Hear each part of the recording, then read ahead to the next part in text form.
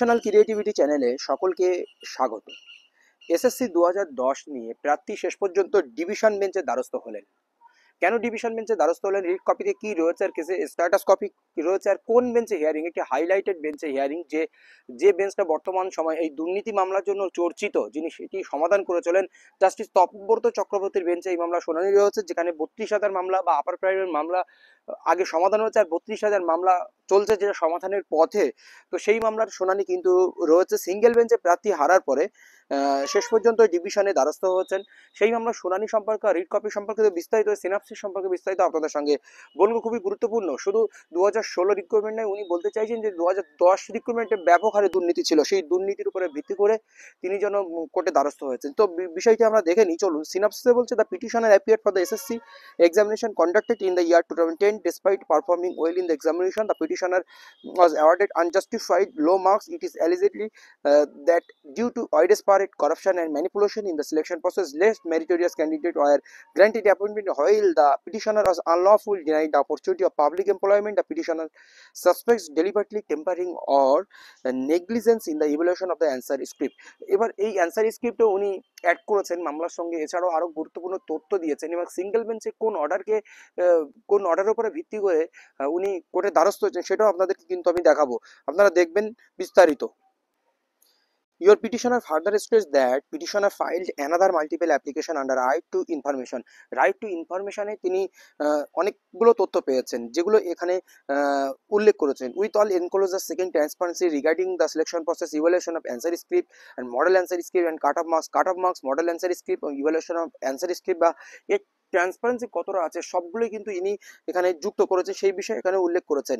Your petition stated that as per application for right to information act, the respondent authorities had made and reply address to your petitioner while inducting the paper 1 marks obtained 4 and paper 2 marks obtained 2.0 and academic score mark obtained 16.0, the total marks 59.0 marks.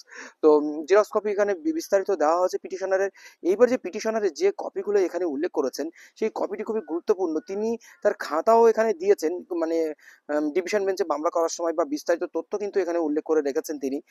সেখানে সেই তার যে reply copy ছিল সেই reply copy থেকে সবকিছুই তিনি উল্লেখ করেছেন, দেখতে পাচ্ছেন আপনারা।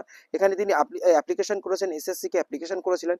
তারপর উনি যে অ্যান্সার শিট লিখেছেন সেই অ্যান্সার শিটও তিনি এখানে কিন্তু দিয়েছেন। এই যে অ্যান্সার শিট, ইভালুয়েশন শিট, এখানে দেখুন ওনার খাতা এখানে দেখা যাবে, আপনারা দেখতে পাচ্ছেন এই খাতাও তিনি উল্লেখ করেছেন। এই বিস্তারিত তথ্য কিন্তু ওখানে ডিভিশন বেঞ্চে হোক, সিঙ্গেল বেঞ্চে মামলার সময় হোক, উনি কিন্তু উল্লেখ করেছেন। এবার বিষয়টা হলো কোন অর্ডার কপির উপরে ভিত্তি করে তিনি গিয়েছেন সেটাও আপনাদেরকে দেখাবো আর কেস স্ট্যাটাস কপিটাও দেখাবো। ফাইলিং নাম্বার 1023 এবং রেজিস্টার নাম্বার 1005, দেখতে পাচ্ছেন সিএনআর নাম্বার দেওয়া আছে। First hearing date 23 July 2025, 23 July এই মামলা শুনানি রয়েছে বা নেক্সট হিয়ারিং ডেট 23 জুলাই।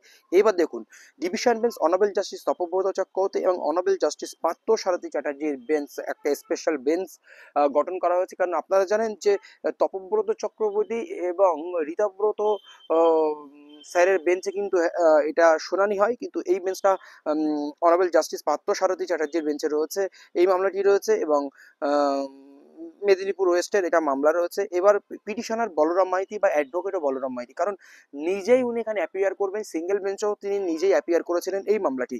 তো এই মামলার শুনানি 23 তারিখ রয়েছে, আপনাদের বিস্তারিত আপডেট দেওয়া হবে। তো এবার আমরা কোন অর্ডার কপির উপরে ভিত্তি করে তিনি কোর্টে দ্বারস্থ হয়েছেন সেটাও আপনারা দেখে নিন। Needs to be taken into consideration that on completion of the selection process, that is 11 RLST 2010 panel was prepared which expired in 2012 and pool of vacancies earmarked for the selection process were filled by the giving appointments. If today petitioner is accommodated by entertaining the writ petition, a candidate who is serving on being selected 11 RLST 2010 has to go. 2010 SLST ইতিমধ্যে হয়ে গেছে, যে ইয়ারমার্কস vacancy ছিল সেই ভ্যাকান্সিগুলো exhausted হয়ে গেছে, তারপরে petitioner এখন সে ফিট হতে চাইছে বা অ্যাকোমোডেশন চাইছে। এখানে বিচারপতি একাধিক অর্ডার কপি, সুপ্রিম কোর্ট থেকে শুরু করে কলকাতা হাইকোর্টের একাধিক অর্ডার কপি কিন্তু এখানে উল্লেখ করেছিলেন যে এটার উপরে ভিত্তি করে প্যানেল এক্সস্টেড হয়ে যাওয়ার পরে, এই দীর্ঘদিন চাকরি করার পরে কিভাবে অ্যাকোমোডেট দেওয়া যায় তাই নিয়ে কিন্তু বিচারপতি প্রশ্ন তুলেছিলেন, তারপরে এই মামলা তিনি কিন্তু খারিজ করেছিলেন।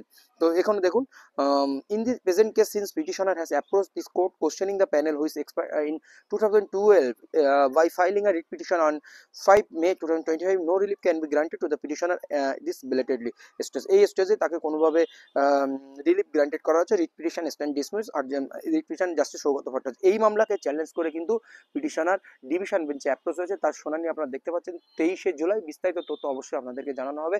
ধন্যবাদ।